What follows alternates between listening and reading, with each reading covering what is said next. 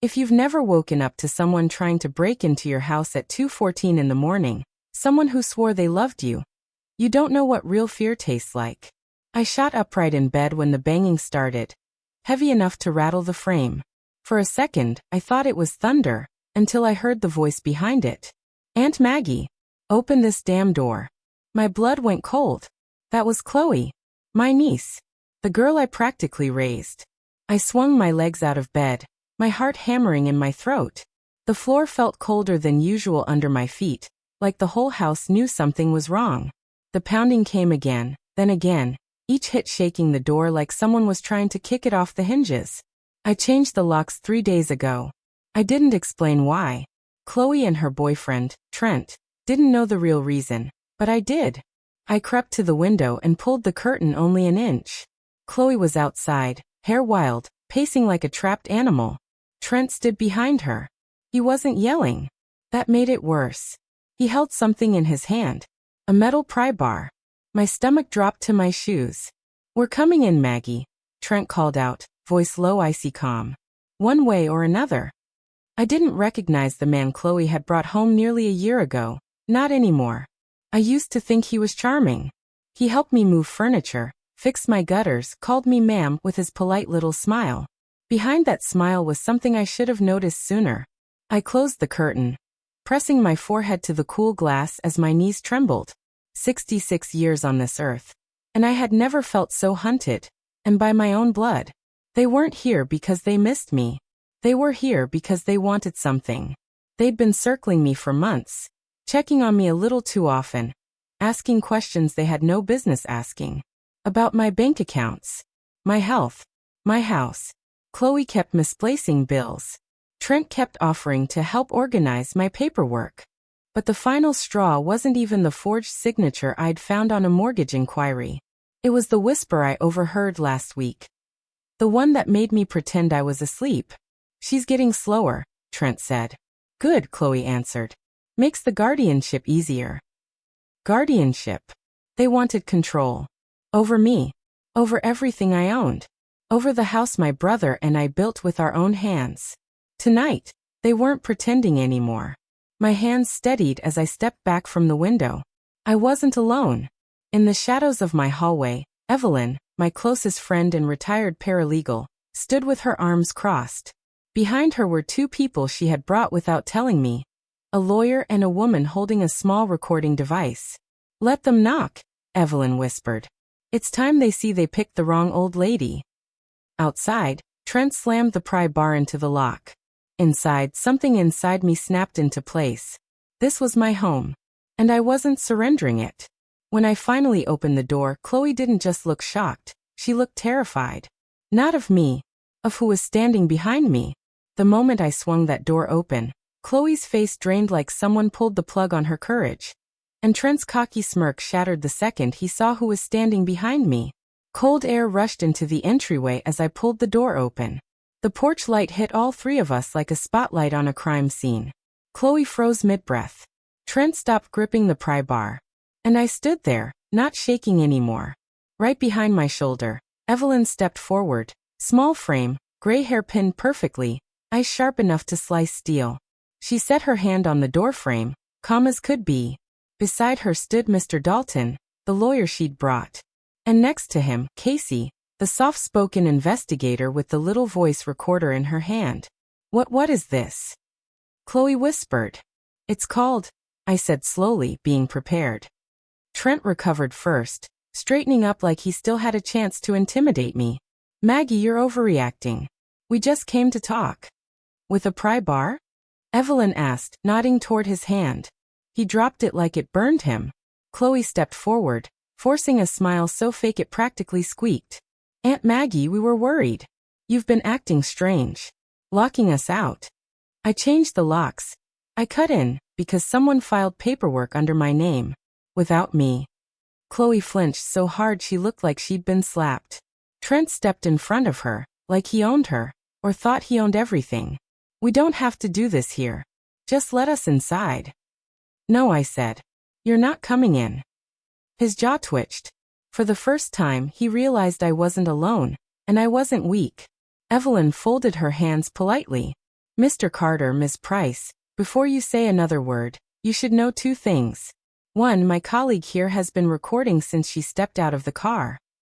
Casey lifted the recorder and smiled faintly. And two, Evelyn continued, your attempt to force entry was captured on Ms. Rivers's security system. So if you'd like to continue lying, please keep going. Chloe turned a sick shade of gray. Trent's pupils shrank. What the hell is this? He snapped. Some ambush. No, I said. This is me choosing myself for once. Silence. Not the peaceful kind. This one buzzed with tension, like a power line about to spark. Chloe bit her lip, eyes shimmering. You think we're trying to hurt you? Aunt Maggie, we just wanted to help. Help yourselves, I corrected. To my house. My savings. My life. Trent stepped down one stair toward me. Look, you're not thinking clearly. You're vulnerable right now. Oh please, Evelyn muttered. The only vulnerable person here is the fool assuming a woman in her 60s can't read legal paperwork. I almost laughed. Almost. I steadied myself and met Trent's stare. You're not getting inside. Not tonight. Not ever again. He sucked in air like he was about to explode, but then something shifted. Fear. Real fear. Because he finally realized this wasn't the same Aunt Maggie he pushed around for months. Behind him, Chloe whispered, Trent, let's just go. But he didn't move. He leaned in, dropping his voice to a hiss. This isn't over. You don't know what you've started. I stepped closer. I know exactly what I've started. Then I shut the door in his face. For a long second, all I heard was my own heartbeat. Then, a single loud kick hit the door. Evelyn reacted first, pulling me back. Mr. Dalton moved forward, hand already reaching for his phone. Casey stepped beside him, holding the recorder like evidence she couldn't wait to present. Outside, Trent's voice broke through the night. You better enjoy your freedom, Maggie, because soon enough we're taking everything. And then, silence. Followed by retreating footsteps. Followed by an engine starting. I exhaled shakily. My hands were trembling again. Not from fear, but from fury. Inside, Evelyn touched my shoulder gently. Maggie, this is just the beginning. I nodded. I knew. Because they weren't going to walk away. Not after this. The next morning, a letter arrived in my mailbox. One that proved Trent wasn't bluffing. And it was only page 1 of his plan. If I'd had any doubt that Trent was capable of going to war with me, it disappeared the moment I opened my mailbox and saw that thick envelope with my name misspelled on purpose. Just enough to make it feel like a threat. The sun wasn't even fully up when I shuffled out onto the porch, still wrapped in my old navy robe. The street was quiet, the kind of peaceful morning that should have been comforting. But my stomach was already tight, like it knew trouble had arrived before I saw it. There it was. A manila envelope shoved so hard into my mailbox it had bent in the middle. Margaret Rivers. Not Margaret. Not Maggie. Just wrong. On purpose. Trois signature style. I didn't even need to open it to feel the headache forming. Still, I tore it open with my thumb, feeling the paper fibers split. Inside was a stack of documents, at least 20 pages. The first one hit like a punch to the chest. Petition for temporary guardianship. Filed by Trent Carter. Supported by close family member Chloe Price. My breath left me in a slow, shaky exhale. Evelyn wasn't kidding. This was the beginning of the fight he'd promised. I carried the packet inside, set it on the kitchen table, and just stared at it for a moment. My coffee machine clicked behind me as it warmed, but the smell didn't soothe me the way it usually did. He was fast. Too fast. Like he'd prepared this before last night. I skimmed through the accusations. Erratic behavior. Rapide cognitive décline. Unsafe living conditions. History of confusion and disorientation. Financial irresponsibility due to aging impairment. It was a masterpiece of manipulation and complete fiction. By page 3, I slammed my hand on the table hard enough to make my mug rattle. Evelyn came through the back door right then. She had a spare key, thank God, and took one look at my face before she even set down her purse. What happened? I slid the papers across the table. Her eyes scanned the pages quickly, her frown growing deeper with every line. Well, she said flatly. Trent clearly doesn't waste time. My voice cracked. He's trying to take everything, Ev. Everything. She touched my hand. And he's not going to succeed.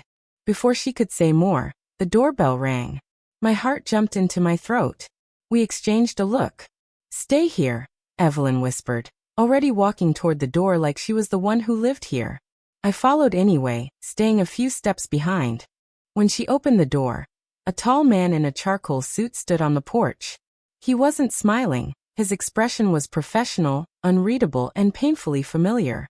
Good morning, he said, holding up a leather folder. I'm here to deliver notice of an emergency hearing scheduled in 8 days. 8 days. My knees nearly buckled. Evelyn took the folder from him and nodded politely. We'll be there. He gave a slight nod and left without another word. The door clicked shut, and I leaned against it, covering my face with both hands. Of 8 days? That's nothing. That's enough, she said firmly. Just enough. And Maggie?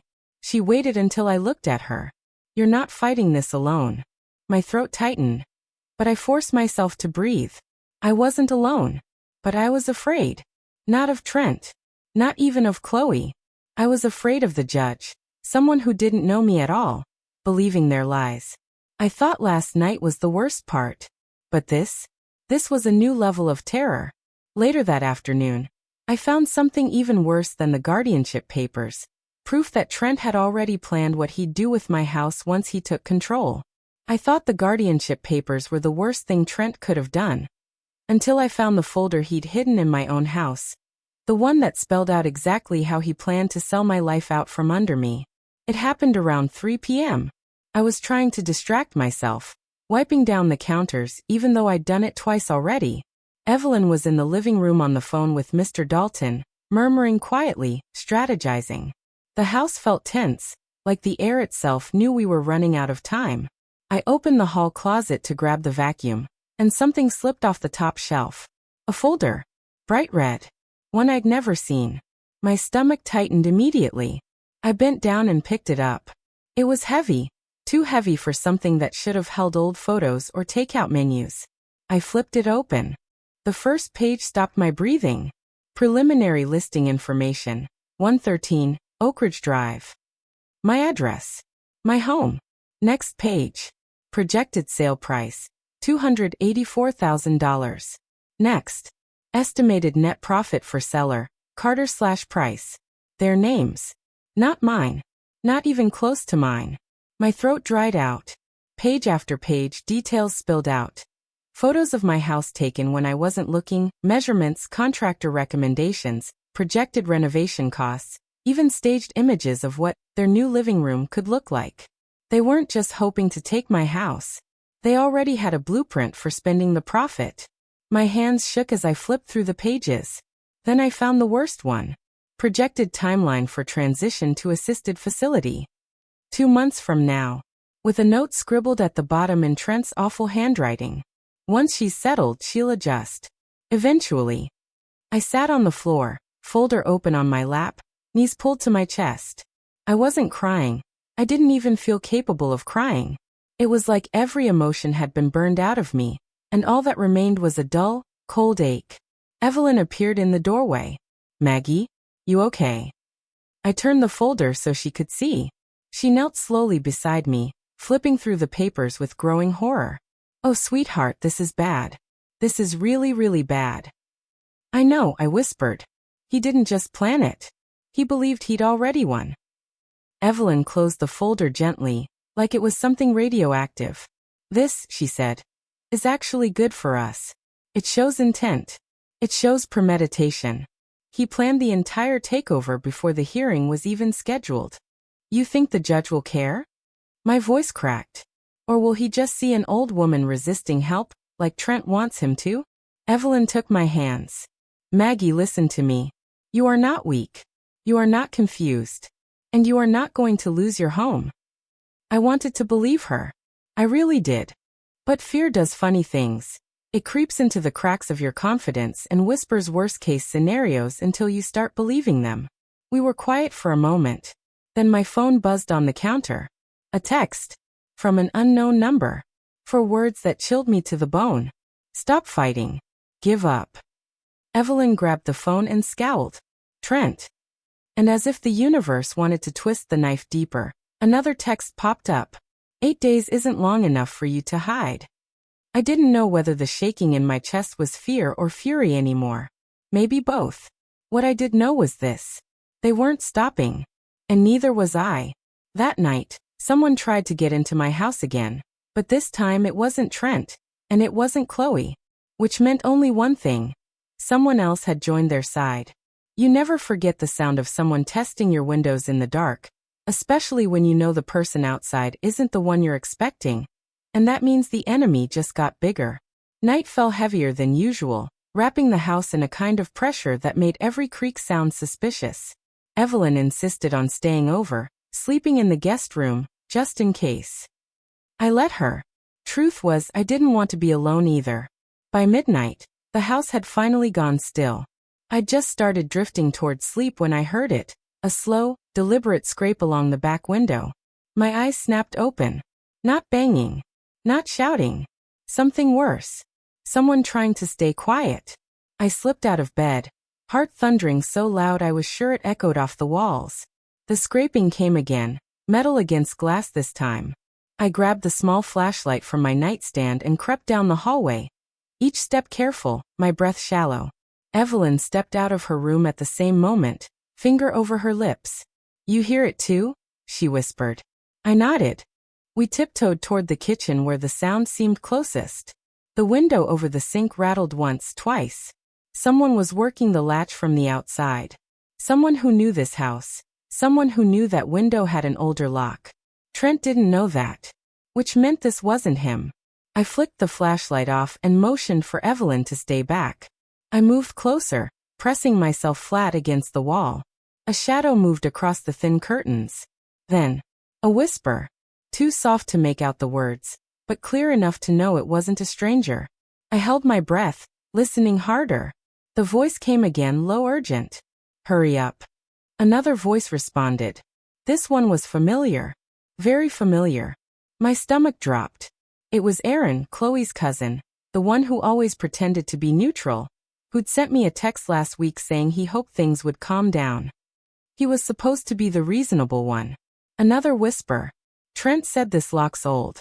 It'll give. My blood ran cold. They brought help. I wasn't sure what I felt first. Fear, disappointment, or the bitter sting of betrayal. Maybe all three at once.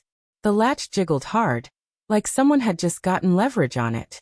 Evelyn grabbed her phone. I'm calling the police, she mouthed. I grabbed her wrist. No. Not yet. Her eyes widened. Maggie, if we call now they'll run. We need proof.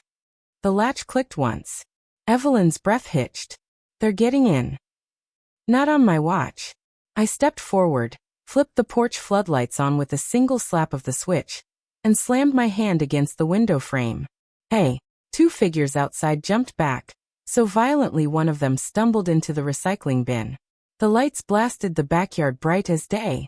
Aaron froze mid-step, his hood half falling off his head. Behind him was a lanky teenager, someone I didn't know, holding what looked like a screwdriver. My voice shook with anger more than fear. You picked the wrong house. Aaron's face shifted fast, shock, guilt, then irritation, like I was inconveniencing him. Aunt Maggie, listen, this isn't what it looks like. It looks like you're breaking in, I snapped. We were just checking on you, he shouted back, stumbling over his own lie. At 1 in the morning? Evelyn barked, stepping beside me. With tools. The kid next to him muttered, Dude, let's go. But Aaron didn't leave. He took 1 step forward, voice dropping into that same oily persuasion Trent used. Look, Chloe's worried. We all are. You're not acting like yourself. And Trent said. I cut him off. Trent doesn't speak for me. And neither do you. His jaw clenched. You're making this harder than it needs to be. I felt it then, that shift. The moment when someone stops pretending they're helping and shows you they're reinforcing the cage. Evelyn lifted her phone, pointed it right at them. Smile. You're on video. That did it. Aaron cursed under his breath, grabbed the kid's arm, and bolted toward the fence. They disappeared into the dark so fast the only sound left was the clatter of the gate swinging. For a solid minute, I couldn't even move. Not because of fear. Because I finally understood. This wasn't a two-person attack anymore. It was a network. A plan. A coordinated effort to wear me down until the judge believed every lie Trent fed him. Evelyn touched my shoulder gently. Maggie, he's building an army. I swallowed hard. Then we'll build one too. And for the first time that night, I wasn't scared. I was furious. And fury, I learned, is a hell of a lot stronger than fear. The next morning, I made a phone call I never thought I'd make, because if Trent wanted a war, I was about to bring someone into the fight who terrified even him. Some people fight fire with fire. I prefer something hotter, like calling the one person Trent swore he never wanted to deal with again. And the moment he picked up the phone, I remembered exactly why. Morning light barely seeped through the blinds when I reached for my phone. My hand hovered, shaking, not from fear, but from the weight of the decision. Evelyn sat across from me at the kitchen table, sipping her coffee like she knew exactly what I was about to do. "You sure about this, Maggie?" she asked quietly. "No," I said honestly. "But I'm fresh out of people-pleasing." I scrolled through my contacts. The name sat there like a landmine. Cole Reeves. My late brother's oldest friend. A former Marine. A private investigator with a reputation that made insurance companies and messy ex-boyfriends flinch. Cole wasn't just tough, he was strategic. Smart enough to dismantle a scheme before most people realized there was one. But he was also intense in a way that made even me nervous. I hit call. It rang once. Twice. Then. "Maggie Rivers?" His voice was deep, steady, unmistakable. "Haven't heard from you in years. What's wrong?" Leave it to Cole to skip right past small talk. I exhaled shakily. "I need help." A pause. Then a shift in his tone, alert, sharp. "What did they do?" Not what happened. Not "are you okay?" Just straight to the core. I told him everything. Trent, the forged documents, the guardianship petition, last night's break-in attempt by Aaron. The words poured out faster than I expected, each detail making my hands tremble more. When I finished, the line was silent for a moment. Then Cole spoke, slow and deliberate. "I'll be there in 3 hours." Evelyn's eyebrows shot up across the table. "He's coming." "Yeah," I said, stunned. "He didn't even ask for details." "He didn't have to," she murmured. "Cole was always loyal to your brother." 3 hours later, a dark gray truck pulled into my driveway. Cole stepped out, older than I remembered, beard thicker, shoulders broader, eyes just as intense. Not scary, controlled. Like a man who'd seen worse and had no intention of letting it happen again. "Maggie," he said, pulling me into a hug I didn't know I needed. When he stepped back, his gaze swept the house, the yard, the windows. "Show me everything." We sat in the dining room while Evelyn laid out the evidence. Cole listened without interrupting, jaw tight, hands clasped. When she handed him the red folder, the one detailing the planned sale of my home, he let out a slow exhale that wasn't quite anger, but close. "He planned all this before filing?" Cole asked. Evelyn nodded. "He's arrogant. Believes he's bulletproof." Cole leaned back. "That stupidity works in our favor." Then he looked at me, his expression softening for the first time. "They won't get away with this, Maggie. I promise you that." His confidence settled into my bones like warmth in winter. But the moment was interrupted by my phone vibrating on the table. A text message. From Chloe. "We need to talk. Without Trent." Evelyn leaned over my shoulder. "Don't respond." Cole shook his head. "She's bait." My chest tightened. What if she's scared? What if she's trying to get out? Cole's eyes met mine, steady, unreadable. "If Chloe wanted out, she'd show up at your door, not send a text that Trent can read." He had a point. Still, the message gnawed at me. I didn't get long to think about it, because a second text appeared. "Aunt Maggie, please. I'm not safe. I need you." My stomach twisted painfully. Cole stood, sliding his jacket off the chair. "She's playing you." I wasn't so sure. There was something raw in those words, something Chloe never faked well. I looked at Cole. What if she really needs help? Cole didn't blink. Then walking into Trent's trap won't save her. But I will. That afternoon, Chloe showed up on my porch shaking like a leaf, and the truth she revealed flipped the entire battle on its head. When I opened my front door and saw Chloe standing there, alone, shaking, mascara smeared like she'd been crying for hours, I knew something had snapped. The question was whether it snapped in her, or in the trap Trent was setting for me. Cole and Evelyn stood behind me as I cracked the door open just enough to see her. Chloe looked smaller than I remembered, shoulders curled inward, arms wrapped around herself like she was holding her own ribs together. "Aunt Maggie," her voice cracked. "Please. Can I come in?" Cole moved forward immediately. "Absolutely not." Chloe flinched like he'd physically shoved her. I stepped partially outside, blocking the doorway with my body. "Chloe, what's going on?" She glanced over her shoulder down the driveway, her breath stuttering. I left. I don't want to be with Trent anymore. He's out of control." Cole's tone stayed flat. Too calm. Too sharp. "Where is he now?" I don't know," she whispered, eyes darting everywhere. "He snapped last night after Aaron messed up. He said everything was my fault. Everything. And now he's planning something big, something for the hearing." "Like what?" Evelyn asked gently. Chloe swallowed hard. "He's going to bring witnesses. Fake witnesses. People who'll say they saw Aunt Maggie wandering at night, forgetting things, mixing up names. He's paying someone to claim she left the stove on." My stomach twisted. "Chloe." She shook her head quickly, hands trembling. "I tried to stop him. I swear I did, Aunt Maggie. But he doesn't listen to me anymore. He scares me." Cole's eyes narrowed. That was the first time Chloe's story cracked. Because if Trent scared her now, why wasn't she more afraid last week? Or the week before? Or when she stood beside him filing the petition? Cole stepped beside me, folding his arms. "Where's your phone, Chloe?" She blinked. "In my purse." "Turn it off," he said. "Now." She hesitated. Just for half a moment. Then she fumbled through her bag, pulled the phone out, hands shaking, and powered it down. "Is that good enough?" she whispered. "No," Cole said. "Put it on the porch." She obeyed, placing it near a plant pot like it might explode. Chloe looked at me again, tears welling. "Aunt Maggie, I don't know what to do.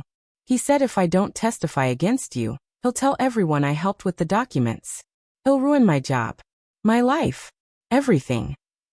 My heart clenched. That was believable. Terrifyingly believable. I opened the door wider.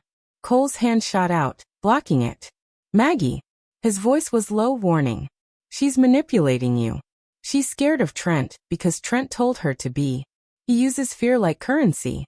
Chloe's eyes filled, and she grabbed my wrist. "I swear to God I'm telling the truth. Please don't shut me out. You're the only family I have." Those words hit harder than I expected. But Cole was unmovable. "Step inside that door, and you give her access to everything Trent wants." Evelyn stepped forward, gentle but firm. "Chloe, if you want to help, you can talk right here. On the porch. With witnesses." Chloe looked between us, me, Evelyn, Cole, her expression shifting from fear to frustration to something darker. "Fine," she whispered. "I'll tell you the rest." She looked down at her shaking hands. "Trent's not planning to win the case by evidence. He's planning to win by fear." Cold slid down my spine. "What does that mean?" She lifted her eyes, and for the first time, I believed her terror. "He said if the judge doesn't rule in his favor, he'll make sure you can't testify again." Silence. Heavy, suffocating silence. Evelyn gasped softly. Cole's entire posture changed, like a soldier hearing a detonator click. "Did he threaten her life?" he asked quietly. Chloe's lips trembled. "He said accidents happen to old people all the time." My stomach dropped into my shoes. Then I noticed something. Chloe looked over my shoulder. Not at me. At the hall camera. Cole noticed too. His voice hardened. "Maggie, take a step back." I did. Chloe's breathing grew faster. Too fast. And suddenly, something inside me whispered. She didn't come to warn me. She came to see how close she was to success.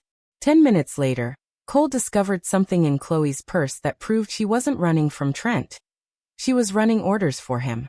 The moment Cole dumped out Chloe's purse and something metallic hit the table, every ounce of sympathy I had left for her evaporated. And the truth finally ripped the blindfold off my eyes.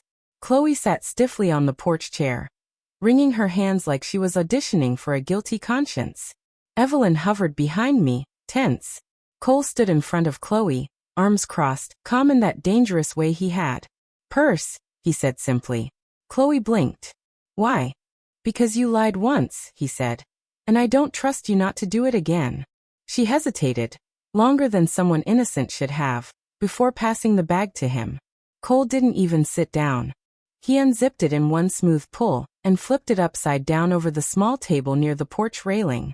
A pile of things slid out: makeup, receipts, gum wrappers. Then something heavy. Something metal. Something that clanked against the wood with a sound that didn't belong in a woman's handbag. My stomach sank. Cole picked it up between two fingers. A key. Not just any key. A freshly cut house key with a hardware store tag still attached. My house key. Chloe's face drained of color. I don't know how that got in there," she stammered. Cole ignored her, turning the key toward Evelyn, who went pale. "He already made a copy," she whispered. "He planned another break-in." "No. Cole corrected quietly. He planned a successful one." I felt my throat tighten. "Chloe, did Trent ask you to bring this?" She shook her head violently. "No. I swear. I didn't even know it was in my bag." But she wouldn't look at me. Her eyes drifted everywhere else. My porch plants, the sidewalk, the sky. Anywhere except my face. Cole dropped the key on the table with a sharp tap that made her jump. "Save the performance. The act's done." Tears spilled down her cheeks. "I'm not acting. He forced me. You don't understand what he's capable of," Evelyn whispered. "Cole, what else is in there?" He sifted through the rest, checking every pocket. Then his hand froze. He pulled out a small slip of folded paper. A note. He opened it. One short line written in Trent's handwriting. "Get the latch unlocked." My pulse hammered in my ears. It didn't say try. It didn't say check. It said get it unlocked. Mandatory. Ordered. Cole set the note next to the key, lining them up like evidence on a courtroom table. "You were here last night," he said. "Not Aaron. You." Chloe's breath hitched. "And no, he told me to stay in the car." "No," Cole cut in. "Aaron tried, failed, and Trent realized he needed someone you wouldn't call the cops on. Someone I trusted. Someone who had a reason to stop by. Someone who could claim concern. Me. He used her to get to me." Chloe covered her face with both hands, sobbing. "I'm so sorry. I didn't want to do it. I swear I didn't. But Trent said if I didn't open the window, he'd make sure I paid for everything myself. All the documents. All the charges. He said I'd go to jail." Evelyn inhaled sharply. "So he threatened her freedom to steal yours." Cole didn't soften. Not even a little. "Who else is helping him?" he asked. Chloe shook her head, crying harder. "I don't know. He doesn't tell me everything." "That's a lie," Cole said. "Trent uses you as a runner. He gives you the errands he doesn't trust the others with." She hesitated. "Barely. But enough." "Chloe," I whispered gently, "if you want any chance of fixing this, you need to tell us the truth." She blinked through tears and finally whispered, "He has someone on the inside." Evelyn's eyebrows shot up. "Inside what?" Chloe wiped her eyes with her sleeve. "Inside the courthouse." My blood ran cold. Cole leaned in. "Ooh." She swallowed. "A clerk. Someone he met through his buddy who works at the county office. They're helping push the guardianship faster. Moving paperwork. Slipping things through." I covered my mouth, dizzy. This wasn't just manipulation. It was corruption. Cole stood, jaw clenched. "That's enough. You're coming with us." Chloe shook her head, terrified. "No, Trent will kill me if he finds out I talked to you." Cole leaned down, voice low, steady. "He's not the one you should be afraid of anymore." That evening, the clerk Chloe mentioned made their move, and what they tried to file behind the judge's back could have ended the entire case before I even stepped into the courtroom. Corruption doesn't announce itself. It shows up quietly, in a single sheet of paper slipped where it doesn't belong. And when I saw what they tried to file under my name, My whole body went cold enough to stop time. By early evening, Chloe was staying in the guest room under Cole's watch. She barely spoke, barely made eye contact. Evelyn kept her distance, arms crossed, eyes wary. I didn't know whether to feel pity or suspicion, so I settled somewhere in the middle. Cautious hope mixed with a side of heartbreak. Cole had stepped outside to make a call, pacing near the driveway with that intensity that always meant something big was brewing. Then my phone buzzed. An email. From the courthouse. Updated case filing notice, urgent. My stomach flipped. I opened it. A scanned document popped up on my screen. Official letterhead, correct stamp, judge's initials. At first glance it looked legitimate. Then I saw the title. Medical evaluation, assisted care recommendation. My hands started shaking before I even scrolled. Because I had never, ever, been evaluated by any doctor for anything close to assisted care. I'm healthy. I'm lucid. I cook, clean, drive, pay my bills, run my errands. Nothing about my life points to dependency. But this document said otherwise. It claimed I had increasing episodes of confusion, difficulty with routine tasks, and inability to manage personal safety. All lies. Every single line. And at the bottom, a signature. One that was supposed to belong to Dr. Catherine Marks. But the real Dr. Marks had retired 5 years ago. Evelyn gasped as I handed her the phone. Oh my God, Maggie, this is fabricated. Completely fabricated. Chloe shuffled out of the hallway, eyes red. What happened? What's wrong? Cole stepped back inside in time to hear Evelyn say. They filed a fake medical evaluation. He froze. Let me see it. I handed him the phone. He zoomed in, scanning the margins, the stamp, the digital file path at the top. His jaw twitched. Maggie, he said slowly. This wasn't uploaded by the court. Evelyn frowned. Then who sent it? Cole turned the phone so we could see a tiny detail at the bottom. A metadata tag I never would have noticed. Uploaded by J. Keller, deputy clerk. Chloe's breath hitched. That's him. That's the one helping Trent. I grabbed the back of a chair to steady myself. He filed this without the judge seeing it. No. Coleri plaid. He tried to. This is a pre-file notice.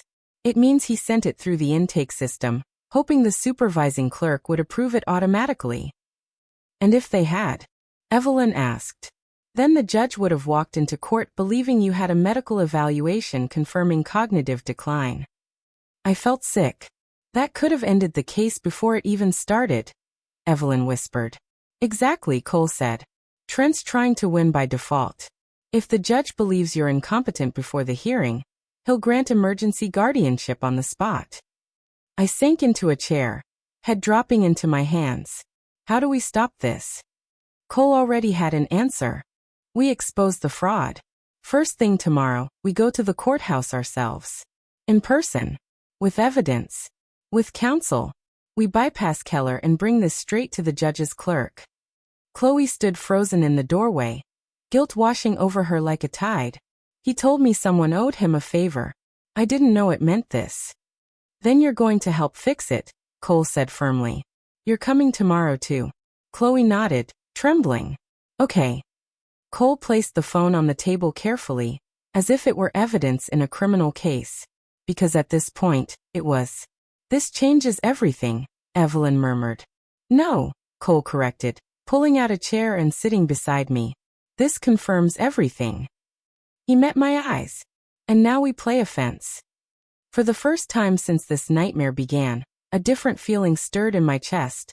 Not fear, not anger. Something closer to strength.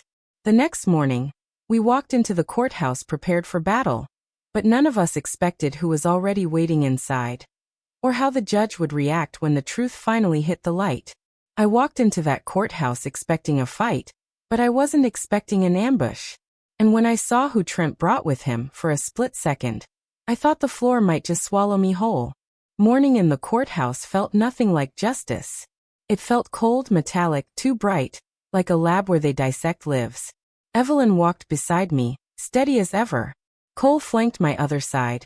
A wall of calm intensity. Chloe followed behind us, wringing her hands but determined. At the security checkpoint, I scanned the waiting area. And my stomach dropped. Trent was already there. Clean-cut, smug, wearing a suit that didn't fit him right. Collar too tight, sleeves too long, but he wore that smirk like it was tailored. And beside him? Aaron. Trying to look respectful, hair slicked back, wearing a borrowed button-up. And behind them, a woman I had never seen in my life. Late 50s, holding a cane, putting on the soft, fragile act. Trent spotted us instantly and leaned close to her, whispering something. She nodded, eyes big and pitiful as she looked at me like she'd practiced in a mirror. Evelyn stiffened. Oh, good grief. He brought a fake witness. Cole's jaw tightened. The judge will tear her apart. Not if Keller gets to the file first, Chloe whispered. And that was the real problem, the clerk. The man in the system working behind the scenes. As if summoned, Keller himself appeared from a side corridor, late 30s, thinning hair, fake smile plastered on like he owned the courthouse. He nodded at Trent. That nod told the whole story. They thought today would be a clean sweep. Cole stepped in front of me. We're not letting him near your case file. We approached the front desk. Evelyn asked to speak to the supervising clerk. Keller stepped in smoothly, fake grin stretching wider. I can handle your filing, he offered. Cole didn't crack a smile. No. You can't. The supervising clerk, a stern woman named Miss Harland, appeared from behind a half-wall, brows raised. Is there a problem? Yes, Cole said. A major one. He placed the printed email and fake evaluation on her desk. Keller's face drained of color so fast I thought he might pass out. What am I looking at? Miss Harland asked. Evelyn stepped forward. A fraudulent medical evaluation filed through your system by Deputy Clerk Keller. It includes a forged doctor's signature. And it was submitted without the petitioner or respondent being notified. Gasps rippled through the clerks nearby. Miss Harland's eyes hardened. Keller. My office. Now. He stammered. Ma'am, it must be a glitch, I didn't. Now. As Keller slunk away, Trent shot him a look that could kill. He knew the fortress he built was starting to crack. Minutes later, Miss Harland returned. The judge wants all parties in chambers. Immediately. My breath caught. Furthermore, the judge continued, given the attempted fraud, coercion of witnesses, and attempted unlawful entry into Ms. Rivers's home, I am forwarding this case to the district attorney. Trent stood abruptly. You can't do that. Yes, the judge said calmly, I can. Security approached as Trent's temper exploded, his voice echoing down the hallway. Evelyn squeezed my hand. Cole exhaled slowly, finally relaxing. And for the first time in days, maybe weeks, I felt like I could breathe again. As we stepped out of chambers into the sunlight, warmth hit my face. I wasn't just safe. I had won. We had won. But more than anything, I had reclaimed something Trent never expected. My voice. My power. My life. If you're still here, hit that like button right now. And don't forget to subscribe. Your support keeps these stories coming. Let's grow this community together. Blue Heart Loudspeaker.